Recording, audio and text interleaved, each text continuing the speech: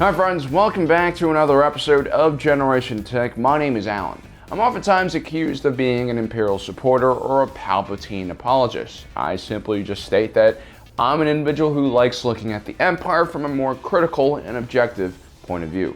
After all, most of the information we have on this period of the Star Wars galaxy comes from Jedi and Republic propagandists and supporters like George Lucas and Dave Filoni. Now, I have nothing personal against George Lucas or an individual like Dave Filoni, but they clearly have their own individual agendas and bias. Which is why I prefer someone more like Timothy Zahn, whose historical perspective of the Empire is a bit more nuanced and objective, and surprise, his accounts oftentimes show us that Imperials could be complicated individuals with their own thoughts, desires, and motivations. Oftentimes, Rebel and New Republic propaganda turns Imperials into caricatures that are neither truthful or helpful for those of us who are trying to learn more about this period of time. The same thing can be said about how these writers oftentimes falsely portray the heroes and leaders of the rebellion as almost paragons of virtue. So it's not that I dislike the Jedi or the Republic or have some hidden secret love for the Empire. I'm not even trying to be a contrarian. I simply am looking for the truth.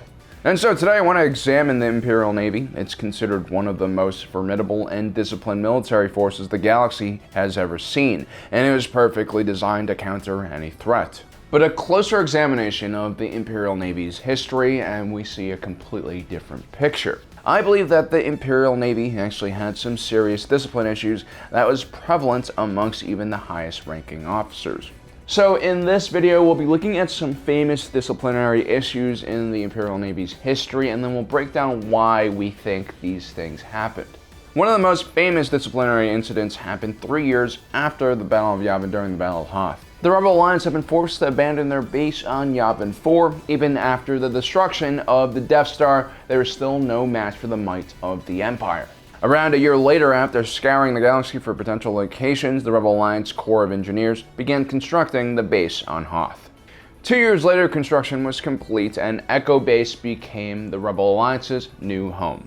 Unfortunately, just a month after moving in, Imperial probe droids detected life signs on the planet and sent back images of the complex's shield generators. Admiral Kendall Ozzel, commanding officer of the Executor-class Star Dreadnought Executor, initially dismissed the images as just a smaller smuggler outpost. However, Darth Vader sensed otherwise and immediately ordered the fleet to attack. Now, Vader's fleet was aptly called Death Squadron. This impressive group of ships was led by a Star Dreadnought and was supported by 5 Imperial-class Star Destroyers, including Vader's old flagship, the Devastator. Although the fleet was considered Darth Vader's personal armada, the commander of the fleet was Admiral Kendall Ozzel. There is a distinct lack of a clear command chain within Death Squadron, and Kendall Ozzel would oftentimes butt heads with Darth Vader, which is just not the smartest thing to do. Ozzel was a Republic-era officer who, let's be honest, was either kind of stupid or perhaps overly arrogant to even think about pissing off someone like Vader. But then again, a lot of the older officers within the Empire were suspicious and fearful of Vader and other Force users. After all, they were an unknown factor that potentially threatened their own power. Individuals like Vader or the Inquisitors were routinely given control over Imperial assets, but lay outside the traditional command chain. While Death Squadron was en route to Hoth, Vader retires to his personal quarters, which actually is just a futuristic version of the Little Mermaid's clamshell bed. And if you think about it, behind all that armor, murdering, and bad guy toughness, Darth Vader and the Little Mermaid have a lot of similarities behind just their clam-shaped beds. Both characters don't have real legs, pursue a forbidden love, and ultimately have to face off an evil magical warlock that they once saw as a mentor. Like the Little Mermaid, Darth Vader just wanted to break outside of his shell so he could explore the world and himself and finally make a connection with someone. Anyone. But yeah, Admiral Ozzel not asking General Veers about how Vader was doing was just one of the many examples of why he was a failure as a military leader and, more importantly, a failure as a friend. Admiral Ozzel had also taken Death Squadron out of hyperspace really close to Hoth. The close proximity to the planet meant that the rebels could easily detect them, forcing the Empire to engage before Vader had time to organize an actual assault. What Admiral Ozzel should have done was checked up on Vader and asked him for instructions and also asked him how he was doing before he reverted the entire fleet to real space. There are several reasons why this incident occurred and why such an incompetent individual could become the commanding officer of such a large and important fleet. For one, as we mentioned before, there is a very unclear command chain whenever you have a Sith Lord or an Inquisitor involved. Most officers were simply just afraid of Vader enough that they wouldn't dare cross him. But in this case, Kendall Ozzel was too dumb to have this fear. Another problem was while the Empire had a lot of recruits, it actually lacked a lot of experienced commanding officers. By the time the Galactic Civil War had started, the Empire was only 2 decades old. It could take many generations for a nation to establish a well-oiled military machine, far more than just 2 decades. Even with the Empire's military-first ideology, it still doesn't mean that the individuals who set up the system in the first place actually knew what they were doing. If you look at the organization that preceded the Imperial military, the Grand Army of the Republic, the majority of the fighting was being done by clones, and the leadership was predominantly made up of Jedi, both of which were basically gone by the time of the Galactic Civil War.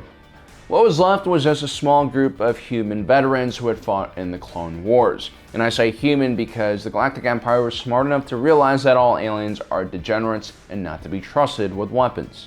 Admiral Ozzel was one of those individuals. During the Clone Wars, due to his connection with the Chancellor, he was given command of the 44th Special Operations Division. At the time, he showed many of the same traits that would exemplify his Imperial career. He was basically an arrogant, careless commander who constantly put his men in unnecessary danger.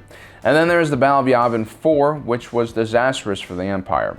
The Death Star battle station had been one of the most prestigious and secretive postings in the entire galaxy, and it drew some of the best commanders and officers and personnel to it. The destruction of the Death Star robbed the Empire of several skilled Clone Wars veterans as well, like Wilhelm Tarkin and Wolf Yularen, leaving the Navy with incompetent officers like Ozzel. Although it should be mentioned, there is an interesting theory that Kendall Ozzel was actually a rebel spy, and he did all these things purposely.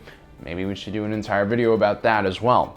But anyway, there are other issues besides just manpower shortages that cause these disciplinary issues within the Empire. During the Battle of Hoth, Grand Admiral Thrawn had a large chunk of the Rebel fleet trapped thanks to the recent introduction of the Interdictor-class Star Destroyer. These massive ships could project gravity wells, which prevented the Rebel ships from escaping into hyperspace. Commanding one of these interdictors was Admiral Cassius Constantine. Constantine exemplified another type of Imperial officer, the underskilled yet overly ambitious officer. Constantine had been the commander of the entire Lothal Sector Imperial fleet, but after failing to stamp out the local rebellion, Planetary Governor Price was forced to call him back up in the form of Grand Admiral Thrawn. Grand Admiral Thrawn came from a warrior culture from outside the Empire known as the Chiss. Not only did he have a long career in the Chiss Expeditionary Navy before joining the Empire, he was also a brilliant thinker and excellent commander. Cassius Constantine continued to fail and saw his own power slowly diminish as Thrawn essentially took command of the entire theater. Constantine naturally became very jealous of Thrawn and started acting out. For one, Constantine saw himself as superior to the blue near-human. Individuals like Constantine were an example of why the Imperial fleet training system was an utter failure. Now, one of the biggest differences between the Republic and the Empire was the size of its government. Under Palpatine, the Imperial government and military seized assets and industries left and right until the majority of the galaxy's citizens were employed by the Empire. The Imperial Armed Forces created a very efficient pipeline that attracted the most talented people in the galaxy. The problem was these Imperial academies had a very Sith-like mentality. Instructors encouraged competition and looked the other way when cadets sabotaged one another to get ahead. There was less of an emphasis on teamwork and actually achieving mission goals. Everything was a power struggle and about defeating your enemy to reach the top. So this naturally attracted and helped the worst type of individuals progress in the Imperial academies. And soon, it was the cadets that were willing to do anything to succeed that became high-ranking officers, and not the truly competent officers who actually knew how to command. Darth Bane actually saw a huge problem with this overly competitive mindset. The Sith were constantly backstabbing each other, which meant that they could never be unified enough to defeat the Jedi. And so, back to the Battle of Hoth, with victory clearly within the Empire's grasp and the Rebel fleet completely trapped, Admiral Constantine decides to move his interdictor out of its blocking position so that he can engage the Rebel fleet himself and claim a victory. This was incredibly stupid for him to do. The interdictor was not a battleship, it was more of an auxiliary ship. The gravity well generators took up too much energy, which meant that despite its size, the interdictor lacked powerful shields and weapons to make it a true ship of the line. Second, by moving out of his position, Constantine opened up a lane for the rebels to escape to. What Constantine was too impatient to realize was that the rebel fleet never stood a chance against the Empire in a straight-up fight. All the Empire needed to do was keep them trapped in their position, protect the interdictors, and slowly destroy them ship by ship. By moving out of the position, Constantine took his ship out of the protection of the line, and Rebel Commander Jun Sato was able to slam his Quasar Fire-class cruiser carrier directly into the interdictor, killing the Admiral and most of the Imperials on board. This created a gap in the Imperial defensive line that the rebels could now exploit. The Imperial academies trained their cadets as if they were playing a solo sport like tennis or wrestling. But in reality, a military operation depends on team players who are willing to work with other individuals and fight for a larger goal.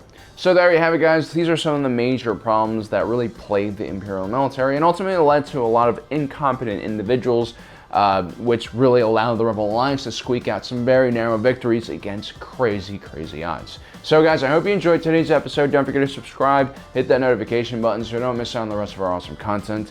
As usual, thanks for joining us today. If you're watching this, you are Generation Tech.